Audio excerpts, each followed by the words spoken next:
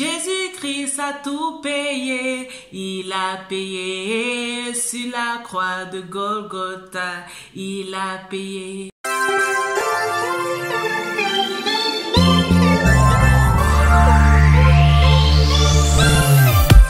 Salut, bienvenue à cette nouvelle émission, bienvenue à quelques minutes d'encouragement. Je suis très contente que tu prennes de ton temps pour regarder cette émission aujourd'hui. Je suis Myriam Tapso, je suis ta motivatrice spirituelle en ligne. Sur cette chaîne, je partage avec toi les trucs et les astuces qui vont te permettre de vivre une vie chrétienne épanouie. Alors, si tu n'es pas encore abonné à cette chaîne, je t'encourage de t'abonner et de cliquer sur la cloche de notification pour ne manquer à aucune des émissions que je publie sur cette chaîne. Nous sommes dans notre série « Vivre une vie chrétienne épanouie ». Je me suis rendu compte, ou alors toi également tu te rends compte que beaucoup de chrétiens ne sont pas épanouis. Peut-être toi-même tu es chrétien et tu n'es pas épanoui. Tu as l'impression que depuis que tu es devenu chrétienne, ta vie n'est plus la même. Tu passes de difficulté en difficulté.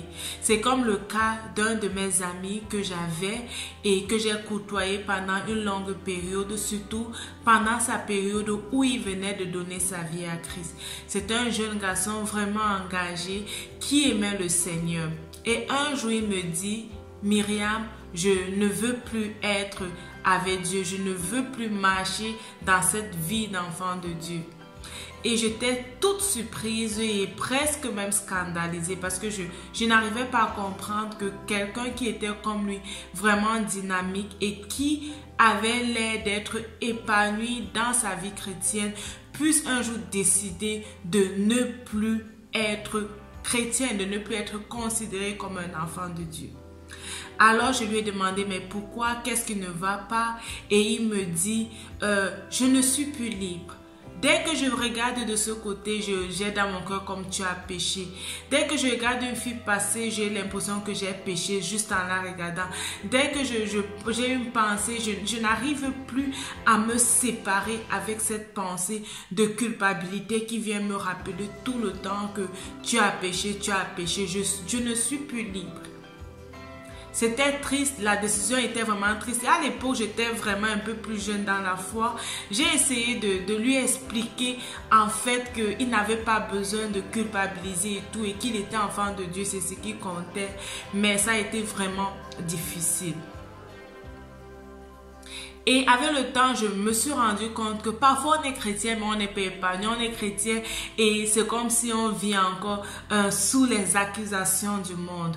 Dans la vidéo d'aujourd'hui, je veux te dire que tu dois connaître ce que Dieu dit de toi. Tu dois connaître l'œuvre que Christ a manifestée pour toi à la croix. Cette œuvre en fait qui fait de toi un enfant de Dieu.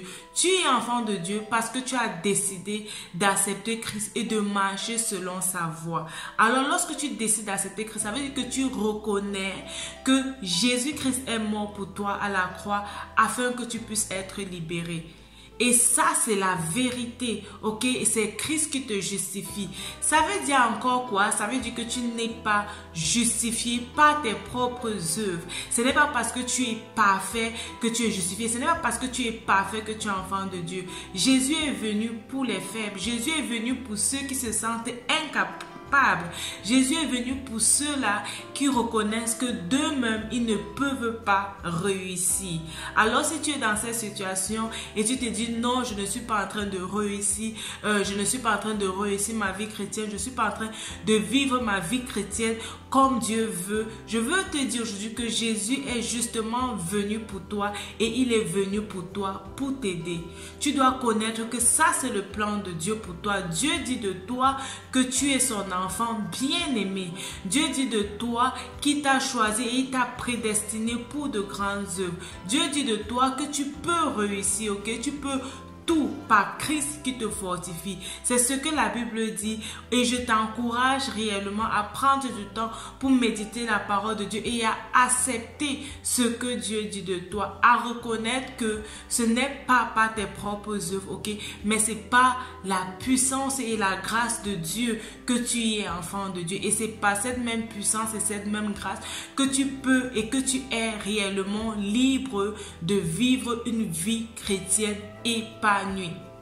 Ne laisse plus le diable te culpabiliser, ne laisse plus les mauvaises pensées venir te rabaisser et venir t'éloigner du plan de Dieu pour toi.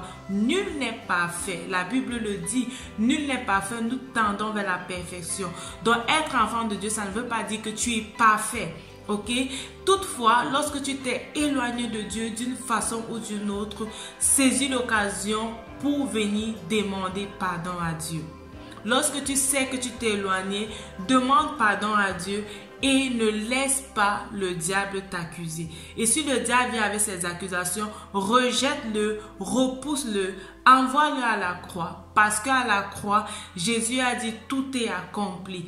À la croix, Jésus a eu la victoire sur l'ennemi. Tu dois reconnaître cette chose, tu dois reconnaître, ok, cette puissance que Christ a manifestée à la croix pour réellement être épanoui dans ta vie chrétienne, pour réellement être épanoui. Tu mérites d'être épanoui. Dieu t'appelle à être épanoui.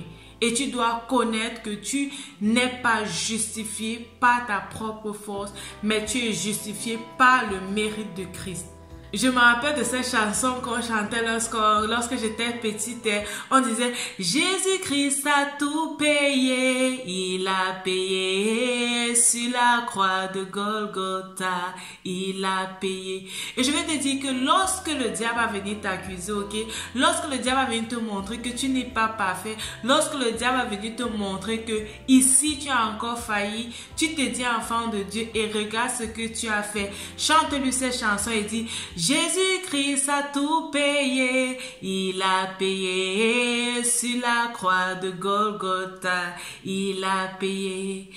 Il a payé mon péché, il a payé sur la croix de Golgotha, il a payé.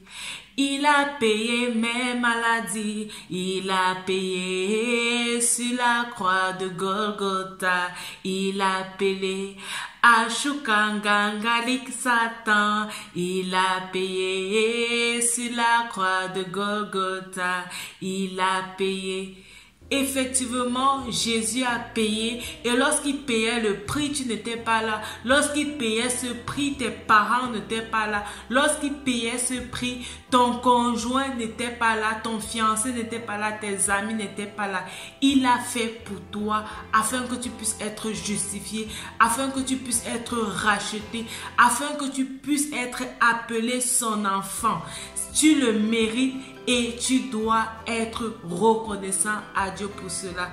Laisse de côté les distractions, laisse de côté les accusations, laisse de côté le mépris, laisse de côté les rabaissements que le diable veut te faire, ok, ou bien que d'autres personnes vont venir te dire, mais tu dis que tu es enfant de Dieu, regarde ce que tu fais, est-ce qu'un enfant de Dieu se comporte comme ça? La Bible n'a jamais dit que parce que tu es enfant de Dieu, tu es parfait.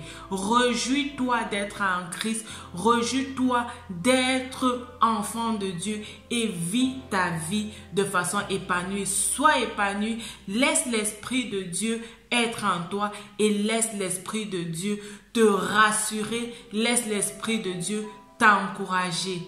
Rapproche-toi des gens qui partagent la foi comme toi, ok? Lis la parole de Dieu, apprends à connaître Dieu dans une profondeur plus grande que celle que tu connais aujourd'hui. Écoute la dernière vidéo si tu ne l'as pas fait, je vais laisser le lien en commentaire. Écoute la dernière vidéo où je parle également justement d'aller à la découverte de Dieu. Apprends à connaître Dieu dans une dimension plus grande. C'est ça qui va t'aider encore à vivre une vie épanouie. Je suis sûre que tu ne veux pas rater la troisième partie de cette vidéo, vivre une vie épanouie sur le plan spirituel. Et sur la troisième partie, je vais t'apprendre comment déclarer ce que Dieu dit de toi au quotidien, comment déclarer pour bâtir ta foi et être davantage ferme et inébranlable. Rappelle-toi, ta vie c'est un don de Dieu et la façon dont tu la vis c'est un don que tu fais à Dieu. Que Dieu te bénisse et on se dit à la prochaine. Bye bye.